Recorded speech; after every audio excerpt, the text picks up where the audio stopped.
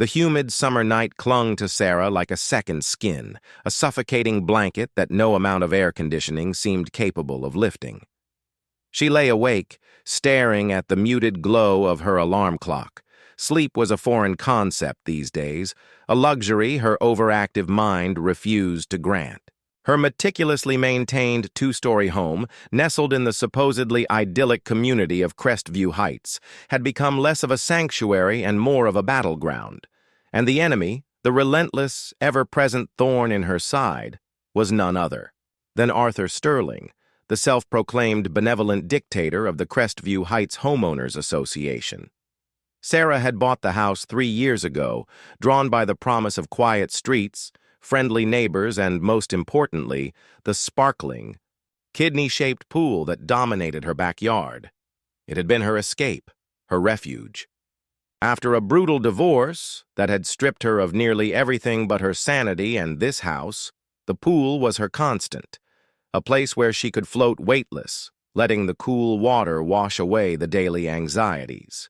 It was hers, a tangible piece of stability in a world that had felt like it was crumbling. Arthur Sterling, however, seemed to view her pool as his personal project, a constant source of perceived violations. He was a man built like a freshly ironed suit, perpetually pressed and unyielding, with a posture so rigid it seemed to defy the laws of human anatomy. His eyes, small and beady behind wire-rimmed glasses, missed nothing. He was retired, ostensibly a pillar of the community. But Sarah knew better. He was a busybody, a micromanager, a man who derived immense pleasure from wielding his petty power over his neighbors. Their feud had started innocently enough, with a passive-aggressive letter about the shade of her porch light. Then came the friendly reminder about her recycling bin being out too early on trash day. But things escalated when her beloved golden retriever, Sonny, dared to bark a little too enthusiastically at a squirrel. Sterling had installed a decibel meter outside his house, convinced Sarah was intentionally disturbing the peace. She'd laughed then, incredulous, but the laughter had died in her throat when the first fine arrived. $25 for excessive canine vocalization, she'd read aloud to her best friend, Chloe, over the phone, the absurdity of it almost choking her. "He's insane, Sarah," Chloe had replied, her voice crackling with indignation. "You need to fight him." And she had. Sarah, a marketing executive by day, had thrown herself into understanding HOA bylaws, finding loopholes, and drafting carefully worded rebuttals. Each time she won a small victory, Sterling seemed to double down, his pursuit of her becoming almost obsessive. It was as if her defiance fueled his twisted sense of purpose. The pool, however, was his magnum opus of complaints. First, it was the unauthorized pool toys, a single inflatable flamingo. Then the improper fencing, it was exactly to code. Most recently, he had delivered a hand-delivered self-righteous screed about excessive splashing during her morning swim, claiming it disturbed his meticulously manicured rose bushes, which were a good 30 feet from her pool deck. "He's watching me, Chloe," Sarah had whispered, the hair on her arms rising. "I see him sometimes, peeking over his fence. Or I'll find fresh footprints on the concrete path next to the fence line that faces his house." "That's creepy," Chloe had agreed. "Seriously, call the cops. That's stalking." But Sarah had hesitated. Calling the police on the HOA president for watching her felt melodramatic, perhaps even paranoid. Besides, she knew Sterling had a way of twisting narratives, of presenting himself as the victim. He'd probably claim she was harassing him. Tonight, the air was thick, heavy, carrying the scent of jasmine from her neighbor's garden and something else, something metallic and sharp, like ozone before a storm. Sarah had finally given up on sleep. She padded barefoot to the kitchen, poured herself a glass of water, and walked to the sliding glass door that led to her patio. The pool glowed faintly under the security light she kept on, its surface still and inviting. She wrapped her fingers around the cool glass, leaning her forehead against the glass door, letting out a long, weary sigh. The silence of the night was usually comforting, but tonight it felt stretched, taut, like a drum skin waiting to be struck. She scanned the yard, a habit she'd developed thanks to Sterling's constant surveillance. Her eyes drifted to the far corner near the tall hedge that bordered her property and his, and then she saw it. A flicker of movement. Sarah froze, her breath catching in her throat. Her first thought was an animal, a raccoon, perhaps, or a stray cat. But the movement was too deliberate, too human. A dark shape, low to the ground, was creeping along the fence line. It was heading towards the side gate, the one that offered direct access to her pool area from a narrow alleyway between their properties. Her heart began to pound, a frantic drumbeat against her ribs. She was alone. Her nearest neighbor was out of town. The street was quiet, shrouded in the false peace of suburbia. Every instinct screamed at her to retreat, to hide, to call 911. But a stubborn defiance, born from months of being pushed around, held her rooted to the spot. The figure reached the gate. It was latched from the inside, a simple hook and eye, but not locked. She'd debated putting a heavy-duty lock on it, but it was rarely used, and she'd been too preoccupied with work and fighting Sterling to get around to it. Now she cursed, her procrastination. The latch clicked. A soft, metallic whisper in the stillness. The gate swung inward just enough for the figure to slip through. It was a man. Tall, broad-shouldered, moving with an odd, stiff gait. He paused, looking around, as if checking for witnesses. He was wearing dark clothing, almost blending into the shadows. Sarah pressed herself against the glass, barely breathing, her eyes wide with a mixture of terror and morbid fascination. Who was this? A burglar? Crestview Heights was usually so safe, so pristine. The man stepped onto her pool deck. He moved with a strange confidence, as if he knew the layout, as if he belonged there. He walked towards the deep end, then stopped, his back to her. He raised his hands to his head, and Sarah realized he was pulling something off. A hat, maybe a balaclava. As he turned slightly, tilting his head towards the pool, a stray beam from her security light, reflecting off the water, caught his profile for a split second. Sarah gasped, a silent, internal scream that ripped through her. It was Arthur Sterling, her HOA president. In her backyard, at midnight, about to get into her pool. Disbelief warred with a sudden surging wave of rage. This wasn't just trespassing. This was a violation of the most profound kind. The man who lectured her about every minuscule infraction, who policed her life with an iron fist, was now sneaking onto her property like a common thief, intending to swim? In her pool? A cold fury settled in her stomach, replacing the fear. This wasn't just creepy. It was an invasion. All those times he'd hinted at knowing her routine, all the vague threats about rules, all the fines. It clicked into place. He wasn't just watching her from his yard. He was entering her yard. The footprints, the excessive splashing complaints. It was all part of his sick game. She gripped her phone so tightly her knuckles whitened. What should she do? Confront him? Yell? Scream? The image of him, so prim and proper in his daytime attire, now stripped down to what looked like dark swimming trunks, standing on her pool deck, was so utterly bizarre, so profoundly insulting that she almost laughed. But the anger was too sharp, too potent. No, she wouldn't confront him. Not like this. He was cunning, manipulative. He'd find a way to twist it, to make her look like the aggressor. He'd probably claim she invited him, or that he was checking, for a leak or some other ridiculous, self-serving lie. No, she would use his own weapon against him, the law, the rules, the consequences.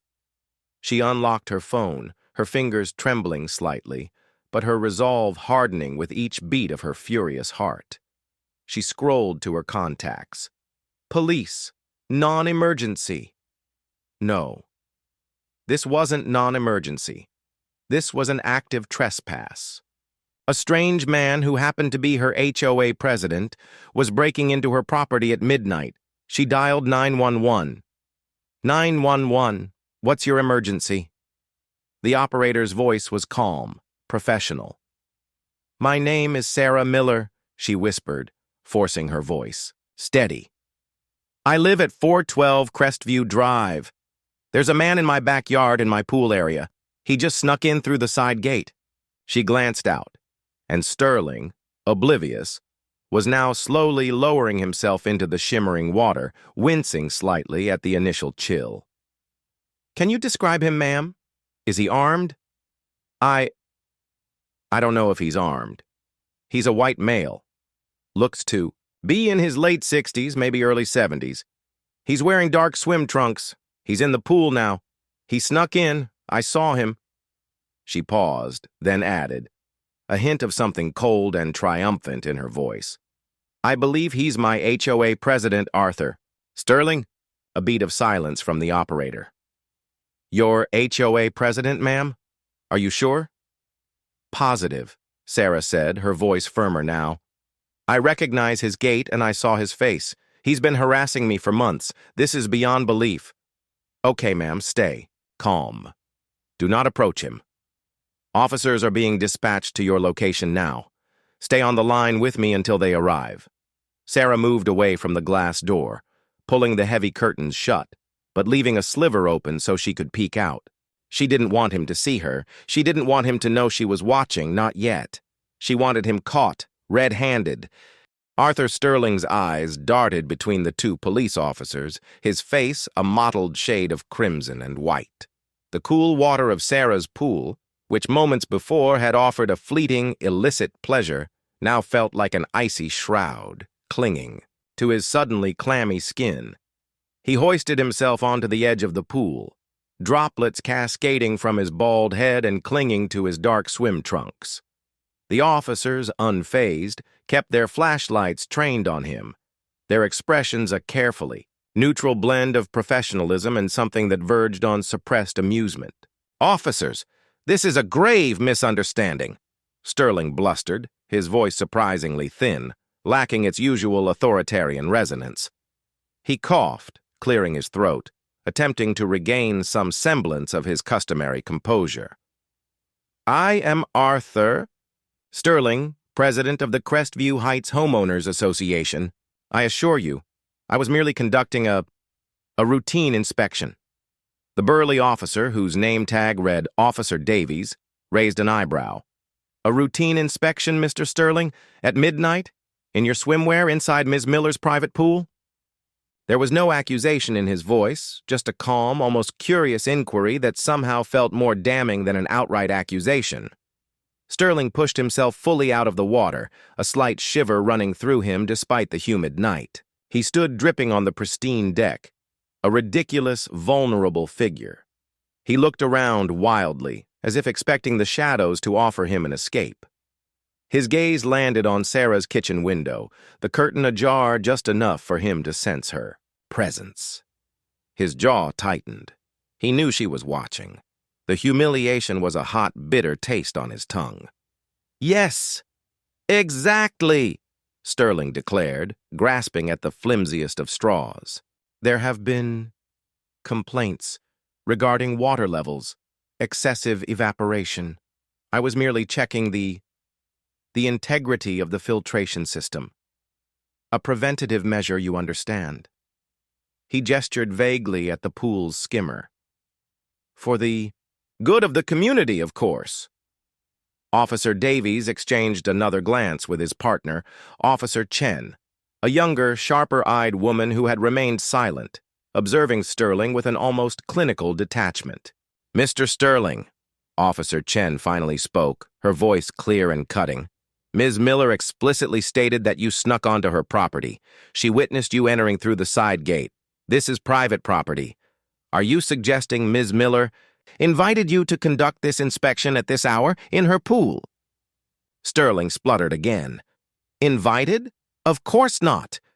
But as HOA president, I have a duty, a responsibility to uphold the community standards. This pool, you see, has been a source of numerous infractions: excessive splashing, unauthorized inflatables, noise disturbances. He trailed off, realizing how ludicrous his complaints sounded in the current context. He, the master of rules, had just flagrantly broken the most fundamental one: respect for private property. And how does swimming in the pool at midnight constitute an inspection of water levels or filtration systems? Officer Davies pressed, his voice still calm but with an underlying steel. Do you have a warrant, Mr. Sterling, or permission from Ms. Miller to be here? Sterling's shoulders slumped. His carefully constructed facade was crumbling, dissolving like sugar in hot water. A misunderstanding, I tell you. I was performing a highly specialized visual assessment. One requires direct immersion to truly gauge certain hydrodynamic properties. He stammered, his usual eloquence deserting him. The lie was so flimsy, so desperate. It hung in the air, pathetic and transparent. Sarah, watching from her window, felt a wave of profound satisfaction wash over her. This was the man who had micromanaged her life, who had made her feel like a criminal for enjoying her own backyard. Now he stood before the law, exposed and ridiculous, dripping chlorinated water onto her pavers. It was a victory, small but significant, in a war she hadn't asked to fight. Mr. Sterling, Officer Chen stated, pulling out her notepad. Unless Ms. Miller states otherwise, this is a clear case of trespassing. We have a direct complaint from the homeowner who witnessed you enter without permission. We also have your admission that you were here without her consent. We can either escort you off the property and issue a formal warning, or, if Ms. Miller wishes to press charges, we can proceed with an arrest. Sterling's eyes widened. An arrest? The thought sent a jolt of genuine fear through him. Arthur Sterling, arrested? The headline alone would destroy him. His carefully cultivated image, his position, his very identity as the supreme authority of Crestview Heights would shatter into a million pieces. He imagined the whispers, the snickers, the utterly unbearable humiliation. Charges? No, that won't be necessary, he stammered, his voice laced with panic. He turned, his gaze fixed on Sarah's window, a desperate plea in his eyes. Ms. Miller, please! This is all a misunderstanding. I meant no harm. I simply got carried away in my dedication to community standards. The heat, you see. A moment of poor judgment. Sarah, however, remained hidden. She wanted him to sweat. She wanted him to feel the full weight of his transgression, not just the momentary discomfort of cold water. She remembered every petty fine, every harassing letter, every feeling of being watched. Her divorce had taught her the importance of boundaries, of protecting her space, both physical and emotional. Arthur Sterling had systematically eroded those boundaries. Ms. Miller is remaining inside, Mr. Sterling, Officer Davies informed him, his tone hardening slightly. It's up to her whether to press charges. For now, we need you to exit the property immediately. Sterling nodded frantically, his head bobbing like a buoy in rough seas. Of course, immediately. I just need to retrieve my towel and my clothes. They're just over there. He gestured vaguely towards the dark corner where he had shed his street clothes. Officer Chen followed him, her flashlight beam cutting through the darkness, illuminating a neatly folded pile of trousers, a polo shirt, and a pair of polished loafers near a rose bush. Sterling snatched them up, clutching them to his wet chest as if they were a shield against the glaring reality. Now, Mr. Sterling, we need to ask you some questions, Officer Davies began, as Sterling awkwardly tried to wrap his small towel around his dripping torso. Have you entered Ms. Miller's property like this before? Sterling froze. His eyes flickered to Sarah's window again, then away. Never. Absolutely not. This was a singular lapse, a one-time unfortunate incident. Because Ms. Miller mentioned prior concerns about you observing her from your property and finding unexplained footprints on her side of the fence, Officer Chen added, her pen poised over her notepad. Sterling's face paled further. He was caught in a web of his own making. Footprints? Preposterous! I merely observe from my own property, as is my right as HOA president, to ensure compliance. Any footprints must be coincidental. Perhaps the gardener. Ms. Miller doesn't have a gardener, Officer Davies stated flatly. She does her own. Landscaping. The silence that followed was thick, heavy with Sterling's unspoken guilt. He cleared his throat, desperately trying to formulate a new defense. But there was none. He was exposed, his lies unraveling with each drop of water that fell from him. All right, Mr. Sterling, Officer Davies said, cutting him off. We're going to escort you off the property. For now, Ms. Miller has opted not to press charges, but she has been advised of her rights. Any further incidents of trespassing or any documented harassment will result in immediate arrest and charges being filed. Is that clear? Sterling nodded, his head bowed, the fight completely drained from him. Crystal clear, officer. Completely. Understood. As the officers led a soaked and crestfallen Arthur Sterling out through the side gate and back towards the street, Sarah finally allowed herself to emerge from behind the curtains. She watched him shuffle away, his shoulders hunched, his usual arrogant stride replaced by a defeated limp. The flashing lights still painted the neighborhood in an emergency glow, a stark contrast to the quiet, suburban facade it usually maintained. She walked to the patio door, pushing it open. The cool night air felt refreshing after the stifling tension. She stepped onto the deck, gazing at her pool. The water, still rippling slightly from Sterling's presence, felt tainted. The thought of him in her private space made her skin crawl. But there was also a profound sense of relief, a lightness she hadn't felt in months. He had been caught. He had been humiliated. And for the first time in a long time, Sarah felt like she had regained control of her own home. The officers returned to her porch a few minutes later. Ms. Miller, Officer Davies said, his expression softening. We've advised Mr. Sterling. He understands the consequences of any further incidents. We'll also file a report detailing the incident. Thank you, officers, Sarah said, genuinely grateful. I appreciate your quick response. Just one more thing, ma'am, Officer Chen added, a knowing look in her eye. We've seen Mr. Sterling's type before. While he was cooperative tonight, his behavior suggests a pattern. We highly recommend you consider installing a more robust lock on that side gate. Maybe a deadbolt, for your peace of mind? Sarah nodded. I will. First thing tomorrow. After the officers left, their flashing lights receding into the distance, the street settled back into its quiet, dark embrace. Sarah stood by her pool, the only sound the soft hum of the filter. The initial elation began to subside, replaced by a more complex The crisp, cool air of Arthur Sterling's meticulously climate-controlled home offered little comfort. He stood in the middle of his pristine living room, a puddle forming at his feet, the faint scent of chlorine battling with the carefully curated aroma of his wife Eleanor's potpourri.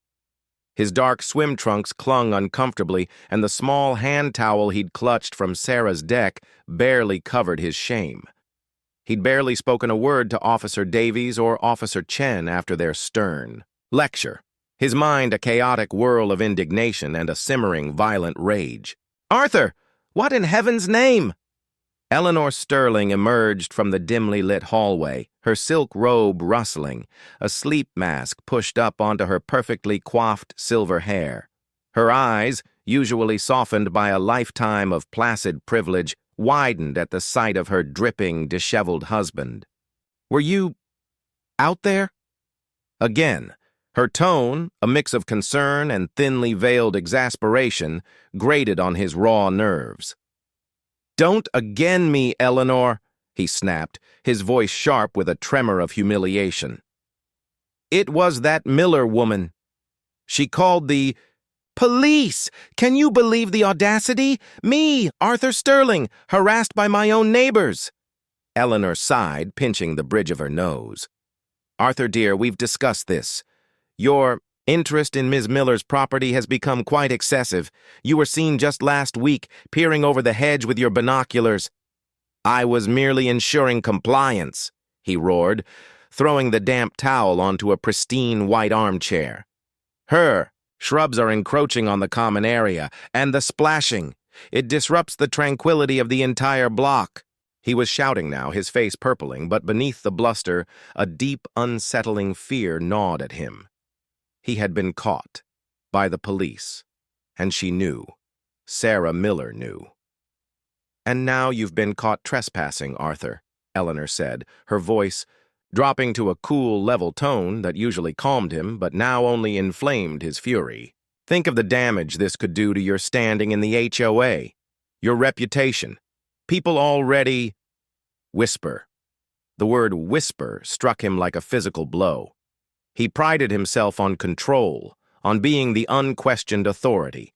The idea of being the subject of gossip, of ridicule, sent a cold shard of panic through his chest. "No," he muttered, shaking his head vehemently. "No, this will not stand. That woman, she thinks she's won, but she hasn't. Not by a long shot." He stalked off to the master bathroom, leaving a trail of damp footprints on the polished marble. Eleanor watched him go, a weary resignation settling over her features. She knew this look. It was the look of a man whose carefully constructed world had been shaken and who would stop at nothing to reassert his dominance. The next morning, Sarah woke with a renewed sense of purpose.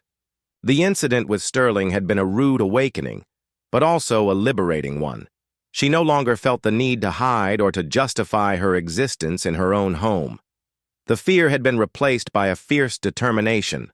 Her first order of business was the side gate. After a quick trip to the hardware store, she spent the better part of her morning installing a heavy-duty, pick-resistant deadbolt. The metallic click of the new lock, solid and reassuring, was a small but significant victory. She also ordered a motion-activated security camera for the backyard, specifically aimed at the side gate and the fence line, with notifications sent directly to her phone. "Good for you, girl," Chloe cheered over their video call that afternoon. "Honestly, the guy's got some serious issues. He needs a hobby that doesn't involve obsessing over your pool." "I know," Sarah said, a grim line to her mouth. "But this isn't over. He's not the type to just let something like this go. He'll retaliate. I just don't know how." Chloe frowned. "He can't do anything else, can he?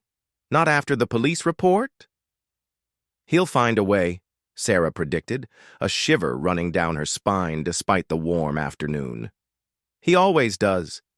He's probably already poring over the bylaws, looking for some obscure clause I might be violating." And she wasn't wrong. Arthur Sterling, cloistered in his opulent home office, had indeed spent the entire morning poring over the Crestview Heights HOA covenants, conditions, and restrictions, CCNRs. His initial fury had cooled, replaced by a cold, calculating resolve. Direct confrontation was out. Harassment charges were a real threat. He needed a new angle, something undeniable, something that would hit Sarah where it hurt without ever laying a finger on her property. He scanned the dense legalistic text, his fingers tracing the clauses, his mind racing.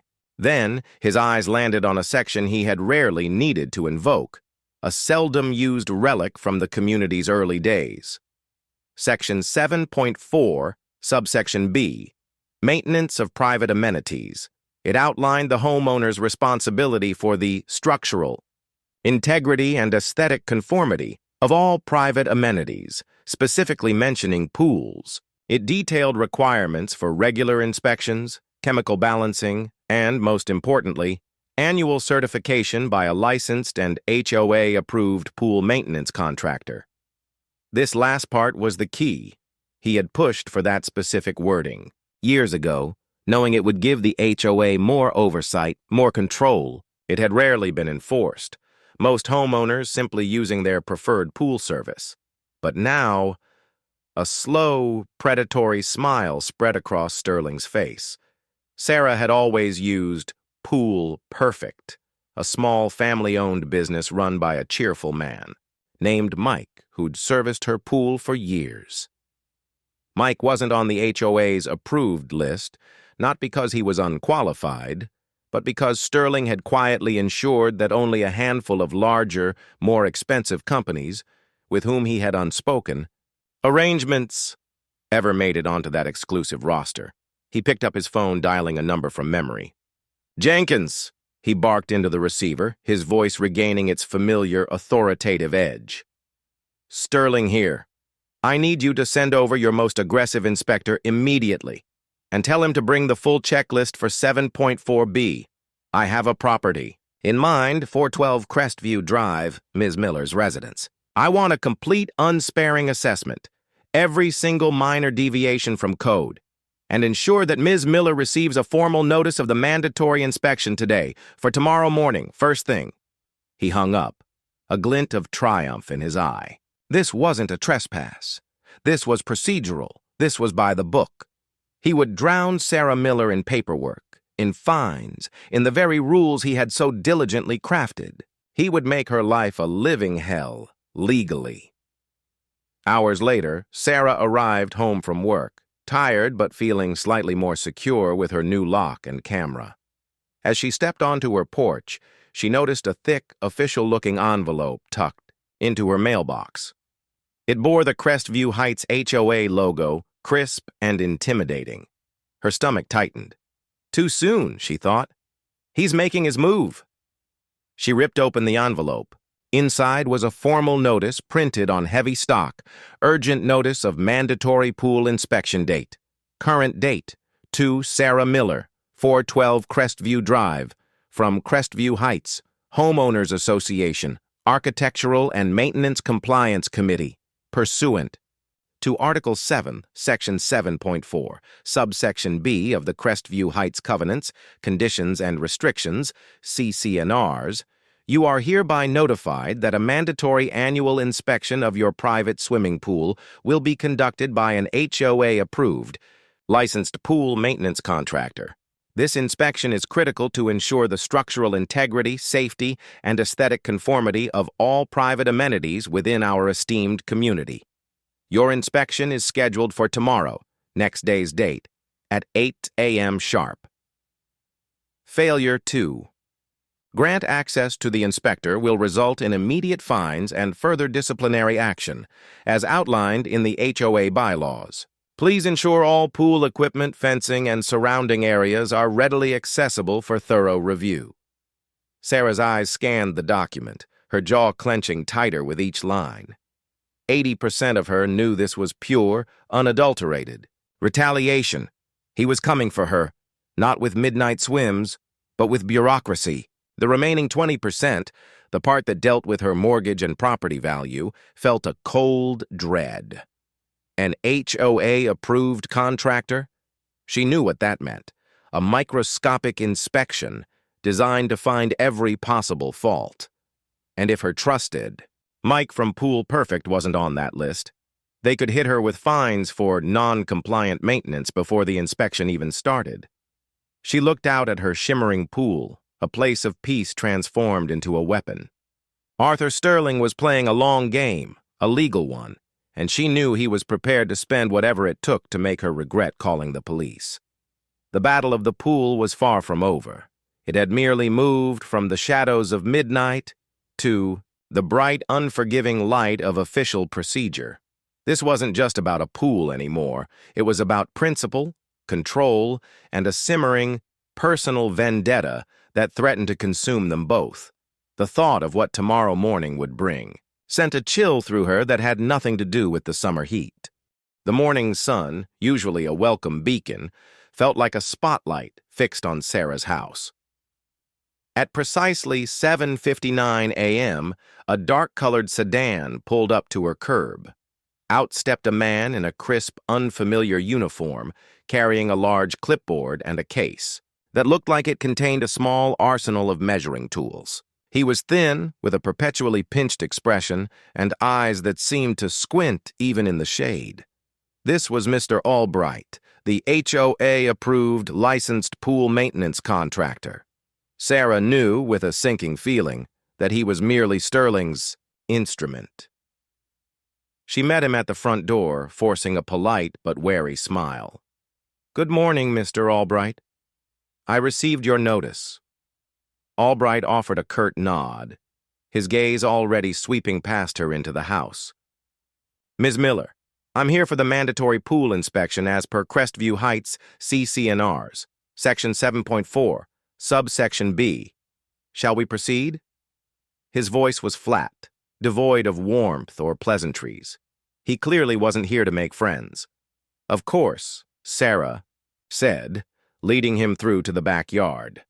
The freshly installed deadbolt on the side gate seemed to mock her, a symbol of a battle already lost to bureaucratic cunning. Her new security camera, discreetly mounted under the eaves, felt equally useless against this kind of attack. Albright wasted no time. He moved with the precision of a trained assassin, his eyes meticulously scanning every inch of the pool area. He didn't just look. He poked, prodded, measured, and jotted down notes on his clipboard with an almost frantic energy. He bypassed the clear, sparkling water, ignoring the perfectly balanced chemicals she had diligently checked just an hour ago. Instead, he focused on the periphery, the minute imperfections that only someone with a personal agenda would seek out. He hummed, bending down to scrutinize the expansion joint where the concrete deck met the pool coping. Minor hairline fracture here, a potential structural integrity issue. He scribbled furiously. Sarah knew it was a superficial crack, common in older concrete. Mike from Pool Perfect had assured her it was purely cosmetic. He moved to the filter system. "Is this unit cleaned quarterly, verified by a certified technician on the HOA's approved vendor list?" "I have it serviced monthly by Pool Perfect," Sarah replied, her voice tightening. "Mike is excellent. He's been servicing my pool for years." Albright didn't even look up. "Is Pool Perfect on the approved list, Ms. Miller?" Sarah hesitated. I don't believe so. But he's licensed and insured. The CC&Rs specifically state an HOA-approved contractor, he said, his pen scratching against the paper. "Non-compliance here." He circled the entire pool, his scrutiny relentless. "Drain cover appears to have some wear. Potential safety hazard. Need to confirm ADA compliance on depth markers. Is this handrail anchored to current specifications?" He even took out a small tape measure and began measuring the distance between the rungs of her pool ladder, then held a level against the edge of the diving board. Each finding, no matter how insignificant, was meticulously recorded as a violation or deficiency. Sarah followed him, her frustration mounting. "Mr. Albright, my pool passed inspection when I bought the house. I maintain it rigorously. This all seems excessive." He straightened up, his eyes meeting hers for the first time, cold and unyielding. "Ms. Miller, I'm simply documenting adherence to the Crestview Heights CC&Rs. These are the community standards. Every homeowner is expected to comply." The implication was clear. "Especially you." He spent nearly an hour and a half combing over her pool, leaving no stone unturned, no tile unexamined. He even pulled out a small, specialized camera and took close-up photos of what he termed minor grout degradation and surface pitting. By the time he was done, Sarah felt utterly drained, her private sanctuary violated once again, this time by the cold, impersonal glare of a rulebook and a man clearly paid to find fault. Finally, Albright snapped his clipboard shut. "All right, Ms. Miller, the inspection is complete." He walked back to her patio table, pulled out a stack of pre-printed forms, and began filling them out. "What's the verdict?" Sarah asked, her voice flat, dread pooling in her stomach. He pushed a multi-page document across the table. It was titled Crestview Heights HOA Pool Compliance Report. The first page was a summary, highlighting several sections in bold red text. "As you can see, Ms. Miller," Albright began, his voice taking on a slightly more formal, almost prosecutorial tone. "There are a number of deficiencies requiring immediate attention to bring your pool into compliance. Structural integrity concerns, specifically the deck expansion joint. Non-compliant maintenance practices due to the use of a non-HOA-approved vendor. Safety concerns regarding the main drain cover and handrail anchoring. Minor aesthetic conformity issues with the tile grout and surface pitting." Sarah's eyes scanned the numbers. Each deficiency came with an associated fine. The cumulative total made her gasp. "This is outrageous!" she exclaimed, picking up the paper, her fingers trembling with indignation. "This is thousands of dollars! And these are not major issues. This is retaliation." Albright merely shrugged, unaffected. "My findings are based strictly on the CCNRs, Ms. Miller. You have 14 days to address these issues and provide proof of correction. Failure to do so will result in escalating daily fines and potential legal action from the Homeowners Association, including placing a lien on your property." He paused, then added, "You will also be required to cease using your pool immediately until all issues are rectified and a reinspection confirms full compliance." Cease using her pool, her refuge, her escape, suddenly declared off-limits? The sheer audacity of it left her speechless. This wasn't just about fines. It was about stripping her of the very thing that made her house a home. It was about control, absolute and devastating. As Albright gathered his tools, a final chilling detail emerged. He handed her a separate, smaller slip of paper. "And this is a notice from the HOA board," he said, a faint, almost imperceptible smirk touching his lips. "Due to the severity and cumulative nature of the violations and the prior police incident involving the HOA president, the board has decided, in the interest of maintaining community harmony and upholding standards, to suspend your pool access privileges indefinitely until all listed deficiencies are fully rectified. A reinspection fee of $500 will be applied when you request recertification." Sarah stared at the paper, then at Albright's retreating back. The reinspection fee was just another twist of the knife. But the suspension of pool access? That was the truly crushing blow. It wasn't just about money. It was about her life, her peace. Sterling hadn't just hit her wallet. He'd hit her soul. He had taken her pool away. He walked calmly to his car, got in, and drove away, leaving Sarah standing alone in her backyard, the signed report clutched in her hand, her beloved pool shimmering, clear and inviting, yet suddenly forbidden. The battle hadn't just escalated. It had turned into a full-blown siege, and she was trapped, watching her sanctuary become a prison, meticulously constructed by the very rules she was expected to live by. The quiet triumph of the night before had evaporated, replaced by the bitter taste of defeat. The compliance report lay on Sarah's kitchen counter, a scarlet letter in the pristine heart of her home. The words, "Cease using your pool immediately," and "indefinitely suspended," screamed at her, eclipsing the summer sun that now beat down, mocking her forbidden oasis. She felt a profound emptiness, a cold, bitter defeat. This wasn't just about the money, though the thousands in fines were a significant blow. This was about freedom, about her last sanctuary, seized by the very man who had invaded it. She called Chloe, her voice thick with despair. "He did it, Chloe! He took the pool, thousands in fines, and I can't even use it. He found some obscure bylaws and fabricated a dozen violations. It's all a setup. Sarah, that's insane. You have to fight this. Get a lawyer." Chloe's voice was sharp with indignation. A lawyer for a pool inspection? This is exactly what he wants, to bleed me dry with legal fees, Sarah countered, running a hand through her hair. But what else can I do? He's playing by his own rules. For the next few days, Sarah moved through her house like a ghost. She avoided the backyard, unable to bear the sight of the shimmering water she could no longer touch. But the despair slowly began to curdle into a cold, hard resolve. She remembered the smirk on Albright's face, the precise way Sterling had orchestrated this, and a fierce anger rekindled her fighting spirit. She wasn't one to back down, not from a bully. She called Mike from Pool Perfect. He arrived an hour later, a kind, weathered man with a perpetually cheerful demeanor, but he looked grim as he read Albright's report.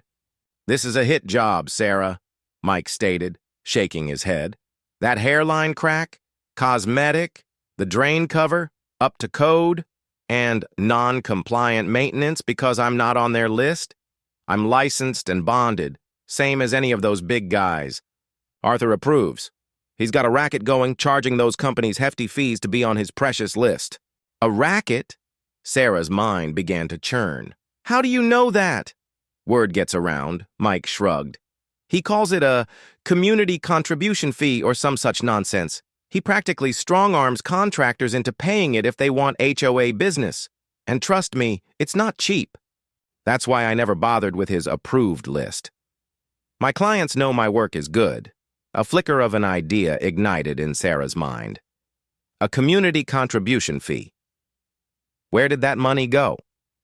The HOA financials were notoriously opaque, always presented at meetings with vague summaries. Sterling controlled everything, from the budget to the meeting minutes. What if this wasn't just about her?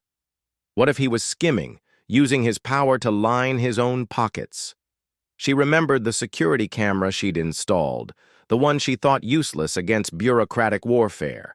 It pointed directly at the side gate and, more importantly, offered a decent view of her neighbor's property, including a corner of Sterling's home where she knew his personal office was. It also captured the comings and goings from his garage. That night, fueled by caffeine and a renewed sense of purpose, Sarah began reviewing the camera footage, not just for the night Sterling broke in, but for weeks prior. She fast-forwarded, through mundane days, looking for anything unusual, any patterns. She focused on the times Sterling was normally at home, the hours he'd spend observing her. Hours blurred into a dull, repetitive stream of garden hoses, dog walkers, and delivery trucks. Then, a few days before Sterling's midnight swim, something caught her eye. It was late afternoon. Sterling was walking near his side gate, talking animatedly on his phone. His office light was on. As he turned, the camera caught a brief glimpse of a large, thick binder under his arm. It wasn't the usual HOA binder she'd seen him carry. This one looked older, its cover a dark, worn leather with a faded gold-embossed seal.